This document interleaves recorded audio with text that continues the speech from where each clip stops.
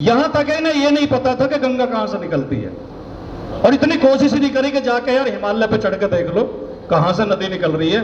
बोले जी ब्रह्मा जी कमंडल में आती है, ब्रह्मा जी कमंडल से शिव जी की जटाओं में आती है, फिर शिव जी ने जटा खोली, भगीरथ आगे चल दिए, गंगा पीछे पीछे चल दी।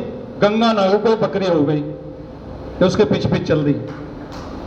लेकिन चलो उस समय मान लें कि हम प्रारंभिक काल में थे, हमारे पास जानकारी नहीं थी, हमारे पास संसाधन नहीं थे, लेकिन आज के समय में भी कोई इन बातों को माने, आज भी ये कोई माना कि गंगा शिव जी की जटाओं से निकल रही है और चंद्र किरण और सूर्य किरण राहु और केतु की नाराजगी की वजह से आते हैं, या बारिश इंद्र कराता है, तो उनके लिए मूर्ख के अलावा और क्या शब्द कह सकते हैं। लेकिन दुर्भाग्य ये है कि ऐसे मूर्खों का बहुमत देश में आज फिर से हो गया। कल्पना में तो इन्होंने समुद्र का मंथन भी कराया था, उसमें से चंद्रमा भी निकला, गाय भी निकली और पता नहीं क्या क्या वृक्ष भी निकले, अमृत भी निकला, सब निकले।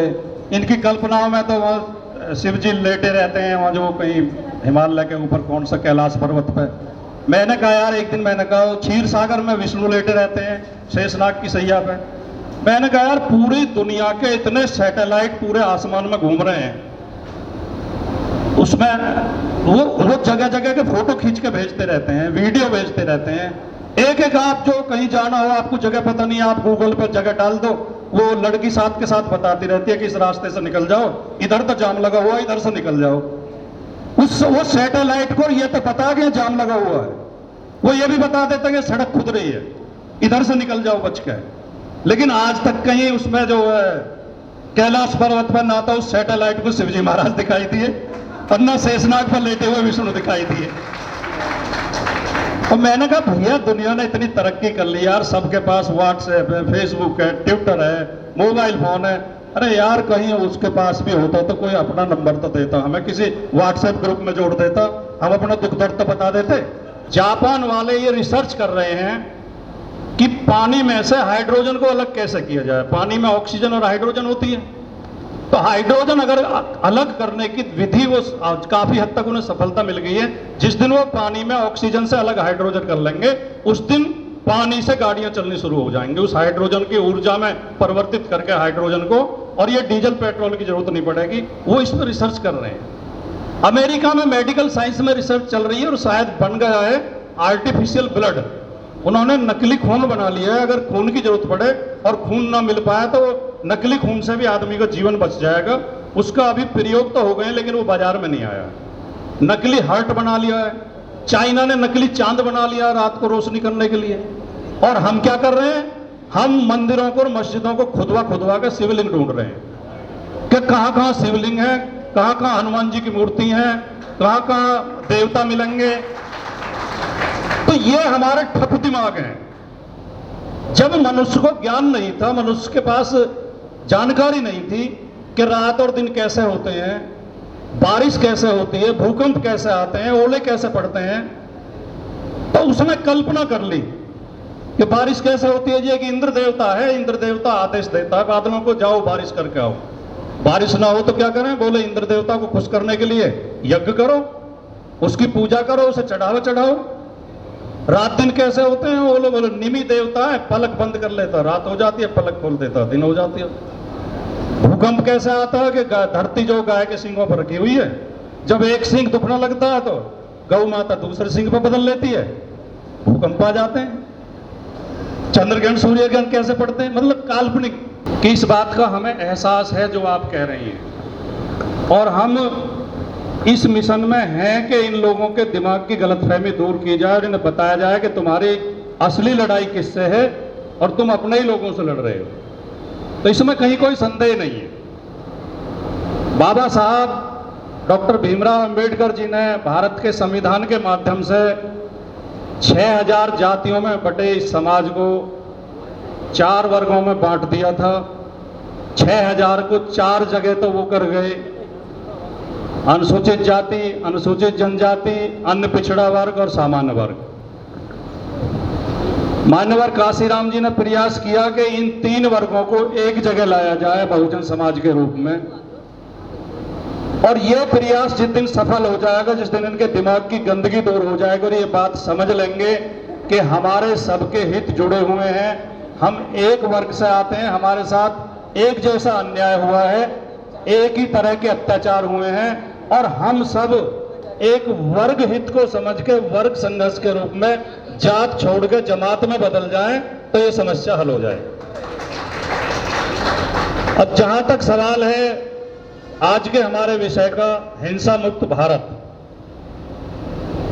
मैंने जब ये कार्यक्रम के लिए मेरा समय तय हुआ था तो मैं शाम के समय टीवी पर डिबेट होती है, पार्टी की ओर से हमें बैठना पड़ता है।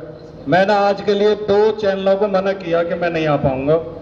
5 बजे का टाइम मैंने सोच कर शुरू दे दिया था कि 3 बजे कार्यक्रम शुरू हो जाएगा और 4:30 तक फ्री होकर मैं उसमें पहुंच जाऊंगा, लेकिन थोड़ा देरी से कार्यक्रम शुरू हुआ तो मुझे थोड़ा जल्दी निकलना पड़ेगा, क्योंकि मैंने 5 बजे का समय एक चैनल पर दे दिया था।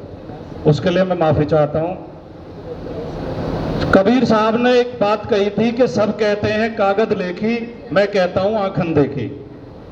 जो हमारा विषय है हिंसा मुक्त भारत, इसमें मैं अपने अनुभव की बात कहना चाहता हूं, किताबों की बात नहीं।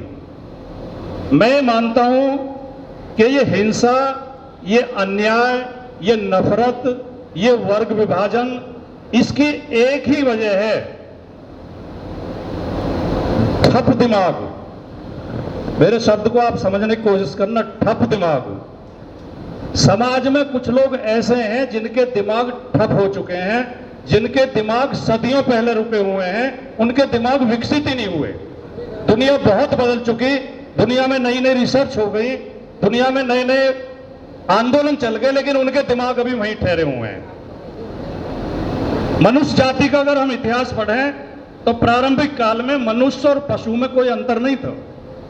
मनुष्य भी पशु की तरह बिना कपड़ों के रहता था, बिना घरों के रहता था, बिना समाज के रहता था, बिना परिवार के रहता था। प्राचीन काल की अगर हम सब वो इतिहास पढ़ें या कहानियां पढ़ें तो भेड़िया और आदमी आमने सामने आ गए। अगर भेड़िया का दाव लग गया तो उसने आदमी को मार के खा लिया, और आदमी का दाव लग गया तो उसने भेड़िया को मार के खा लिया। हमारा हजारों साल का समय इस तरह गुजरा है। फिर धीरे धीरे मनुष्य का दिमाग विकसित होना शुरू हुआ, मनुष्य ने समाज बनाना शुरू किया, मनुष्य ने खेती करनी शुरू की, मनुष्य ने पशुपालन शुरू किया, बस्तियां बनानी शुरू की, और धीरे धीरे सामाजिक संबंध स्थापित हुए। तो दुनिया भर में राज्य के लिए और अधिकारों के लिए हिंसा होती थी, हथियारों से लड़ा जाता था। उस समय के जो भी हथियार थे, कभी पत्थरों से और पेड़ों की टहनियों से लड़ा जाता था, कभी फिर तलवारों से, तीरों से लड़ा जाने लगा, फिर बंदूकें आ गई, फिर बम आ गए। लेकिन इस बीच में मनुष्य का दिमाग थोड़ा विकसित हुआ और मनुष्य ने सोचा कि हम क्यों लड़ते हैं, इन चीजों के लिए हम कोई नियम भी बना सकते हैं, कोई कायदे बना सकते हैं, कोई सिस्टम बना सकते हैं। तो धीरे धीरे जो समाज सभ्य हो गए और जो मनुष्य सभ्य हो गए, उन्होंने हिंसा का सहारा लेना बंद कर दिया और ताकत से फैसले ना करके दिमाग से और विचार से फैसले होने लगे। लेकिन जो मैंने शुरू में कहा, जिनके दिमाग ठप हैं, जो अभी विकसित ही नहीं हो पाए, वो आज भी हिंसा से, ताकत से और हथियारों से फैसले करना चाहते हैं। लड़ाई की वजह और हिंसा की वजह यह है, इन लोगों के दिमाग विकसित करने पड़ेंगे। और आज दुर्भाग्य की बात यह है, जो सबसे ज्यादा चिंता की बात है, कि इस देश में आज जो मेन सिस्टम है, मेन सिस्टम क्या है? हमारे यहाँ 3 संस्थाएं हैं जिनसे लोकतंत्र चलता है, विधायिका, कार्यपालिका और न्यायपालिका, और चौथा स्तंभ कहते हैं लोकतंत्र का, इन्हीं के साथ मीडिया, जो हमारे मीडिया बंधु बैठे हैं। इन चारों जगह ठप दिमाग लोगों को बहुमत हो गया है, विधायिका में भी, कार्यपालिका में भी, न्यायपालिका में भी और मीडिया में भी। ऐसे लोग बैठे हैं जिनकी बातें सुन के आप टीवी चैनल खोलो, एंकर की भाषा आप सुनो,